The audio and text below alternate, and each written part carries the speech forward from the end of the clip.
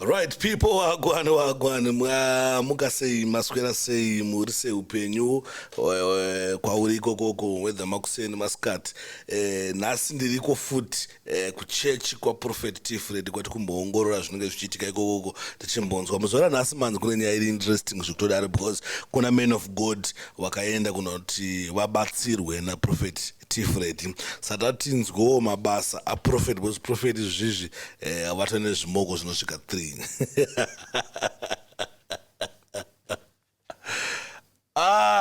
zviri fani kuona kuti Profeti akatowana akati chimoazani munhu waMwari anoita zvimoko zvakawanda kudarika vateresi zvakaoma. But anyway, tichaplaya video yacho mubva marona mubva marinzwa asi kune watanga kutiona muzora nhasi zita rangu nonzi DJ Sparks.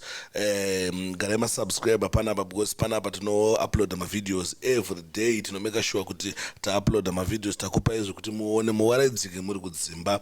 That's number 1. Number 2, ndechekuti tine mapodcast atinoita panapa atinoburitsa zuva nezuva tomeka sure kuti takanda episode yepodcast yatinenge tichiinterview maartist maactors tichingofamba takadaro. Saka une mareason akawandisa ekuti usubscribe this platform kauchinge uchitoonera kuYouTube uchitoona kupi unokwanisa kuita se kuti utibatsire zvinhu zvacho zvifambe zvakanaka. So now ndicha playa video iri panapa remunhu waMwari anenge achibatsirwa achikudzwa matambudziko ekumba kwavo then ozobatsirwa help then ozonzwa men of God vakuti ndiri kunzwa kuda kudhomoka boys rangu ozoti pana zvada kuitika.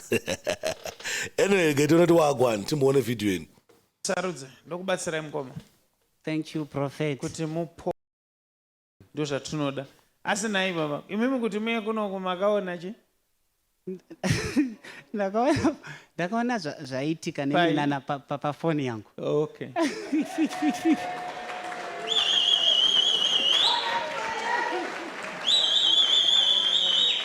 Now papa, chekutanga chandoda kutaura nemi ndechekuti imimi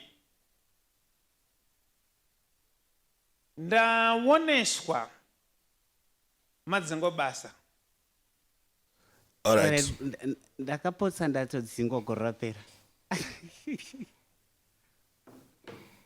Anzi ukandinyara pamberi pavanhu neni ndinoita sei? Ndinokunyara pamberi pamwe. Nyaya yangu yakukudzidzisa ini chekuita nemusikana kai? Ichokwadi baba. Pastor ngodzingo basa kudzingo pastor. But izvozvo hapasi ripo pandiri kuda. Ndiri mugore ra 2017, what happened? I got married in 2017. And what happened in 2019? She passed on. Oh, shame. Can I do some serious stuff here? So nyaya iripo ndeyekuti baba patori nespirit yekuti imimi mutadze kugara nemukadzi ndo chinhu chekutanga.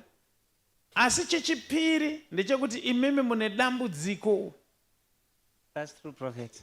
Nekuti matambudziko ari kuitika pamuri urwere hwacho huri kungowanda. That's true Prophet. Especially nyaya ine chekuita nekurwara kwemakumbo muri menyu. That's true Prophet. Nekuti pane mumwe mwana womutwini wandiri kuona imi muchingokuvara iye akabva aisa gumbo mumaspokes ebhasikoro. That's last year baba.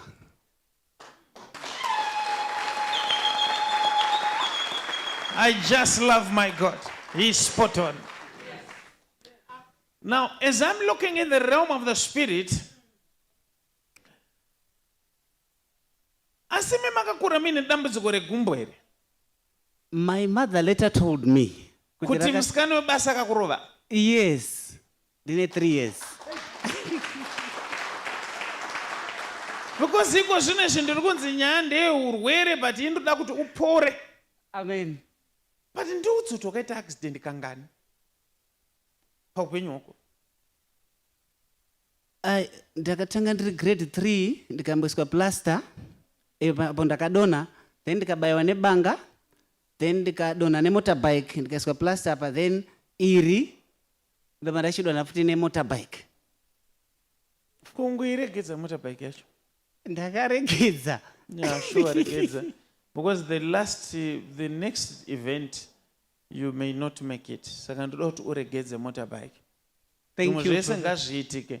Handizi kuramba because even muri menyu uri kungokuwara. Yes, chero Baba. kumasports cheko Yes. munhu ringoiswa maplaster because mune Last year, zviga Chair. zvizvo. Last year. Saka iwewo zvandakukuitiraiko zvino, chekutanga ndakugadzirisa kuti kubasa kwako zvimire zvakanaka. Thank you, Chechitu Prophet. iwe wororawo. Ndororani, Ndizvo- Baba. Eh? Ndirorani, Prophet, ndibatsiri. Munhu waMwari.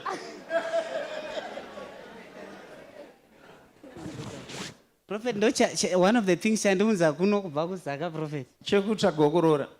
Kwete kuti handina, Prophet. Eh. But I'm full of confusion, Prophet. Ndine vasikana. Vangani munhu waMwari? Just be open, talk to me. Une vangani? Three. One, Beatrice, Prudence, then 3, Prophet. So pandakuti ndaona wadzingwa basa ndandichirevesa. Very true, Kozi Prophet. nyaya idzodzo ndo dzichakudzingisa chi? Unoziva zvakaipira zipi munhu waMwari?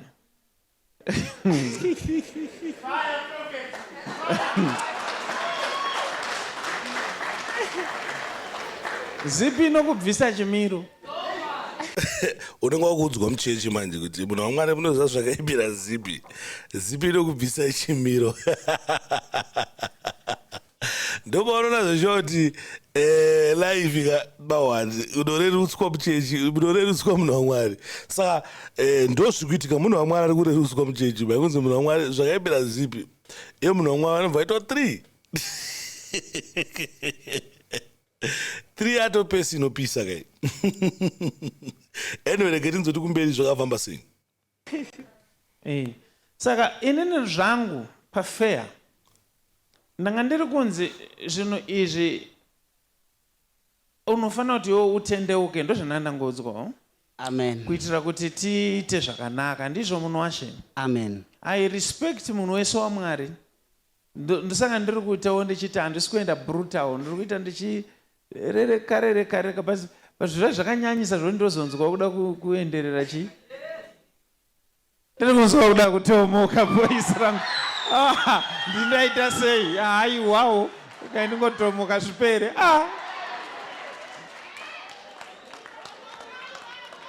Ndotaura here?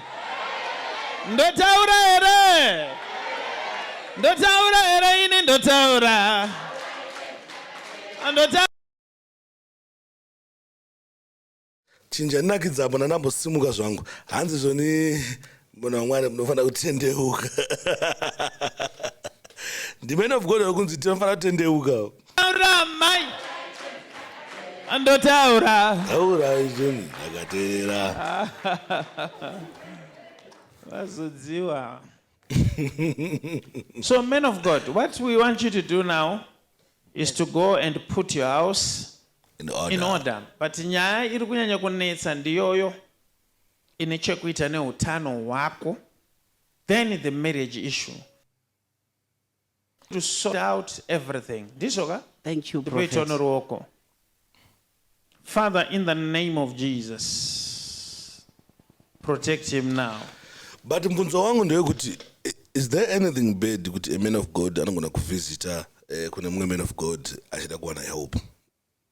Is there anything bad about izvozvo kuti man of God anoenda kuna anobatsirwa nomumwe man of God? Inangu personally, I don't think there's anything bad about a certain man of God or decide kuna man of God maybe wanenge achitenda kuti ana anoending iri yakati one day kana anoending in that area yaari kushushikana nazvo. Kobva kwati shona yacho inotsaya kuti nyoka huru hanzi nyoka huru aizvirume ng'anga izvirape. Saka zvese izvozvo nemastatement ese vaanongoreva kuti unogona kuenda kuna man of God hazvinyadzise kana uchingochinyatsoonao kuti pane maareas andiri kuleka saman of God maybe hauno revelation yacho izvinhu izvozvo una kuenda unosikawo something ikokoko then wotouya wakutopisa kana kuita zvekuimpatwa impartation yekuti unongosvika ungonzi ombopiwa tosimba tokuti unoprofitawo zvakakosha. Saka ndi man of God ngoti man of God ava vari kupisa man of God vatine mabhebhi 3 vatine mabhebhi akawanda dareka angu. Saka unoyanzoona zvoti we need help. So guys, don't forget to subscribe, like and share. Don't forget to follow me on all social media platforms. Zvakakosha izvozvo because every day tinokanda something. Kunoda kuzomaketa nesu vakasununguka kutibata womaketa nesu panamba dzedu dzinoti 0774045235. Really very important. Zvakakosha izvozvo. Saka guys, Mwari ngavakuitire zvakanaka, ngavakuchengetedze, ngavakuropafadze, ngavakupei zvose zvamunoshuvira pamwoyo penyu. Ndochishuwo changu because makaita mari mimi warungu wangu neniwo ndinoitawo mari inotapukira. Saka dai Mwari vakuitire zvakanaka, Mwari vakukomborera. With that, we are out.